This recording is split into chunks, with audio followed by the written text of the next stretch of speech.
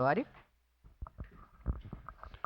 Senhora presidente, caros colegas vereadores, eu não ia me manifestar, mas diante do que foi falado pelos vereadores, eu sei que é uma luta do vereador D'Ambrossi que o SAMAI participe das obras da Secretaria de Obra. Enfim, o prefeito tem feito a sua parte, como foi dito, ele leva o nome de prefeito Tatu, porque tem feito as obras necessárias, mas tem estragado muito as ruas. Realmente, as ruas ficaram em situação muito difícil. E a gente sempre cobrou.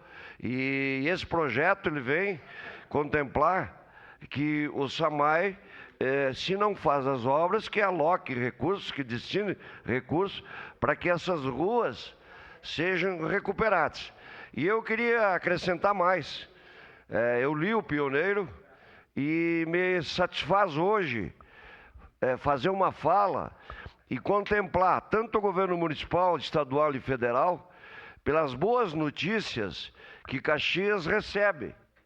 Existem investimentos no aeroporto pelo governo estadual, existem os piscinões, que foram projetos que o governo federal está financiando através do BNDES, o BNDES, e o Hospital Geral, há poucos dias, recebeu recursos e os 30 leitos normais e mais os 10 de UTI foram abertos.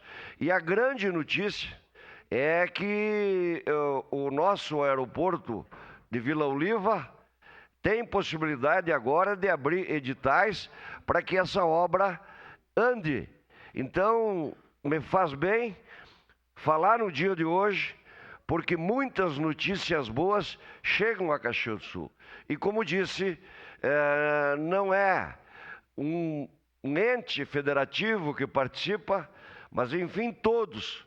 O governo municipal fazendo seus projetos, tomando suas iniciativas, buscando o crescimento da cidade e da região, o governo estadual tendo um olhar para as nossas necessidades e o governo federal também repassando os valores e dando condições que projetos tão importantes e situações tão importantes que compartilham a nossa vida diária de Caxias do Sul, o aeroporto, os piscinões, que têm sido uma necessidade preemente, o aeroporto e o Hospital Geral estão sendo atendidos. Então, esse projeto é um projeto importante, entre outros que Caxias está sendo contemplado. Então, era isso. Parabéns a todos os envolvidos e seguir em frente, porque a cidade precisa de mais investimentos. Era isso, muito obrigado.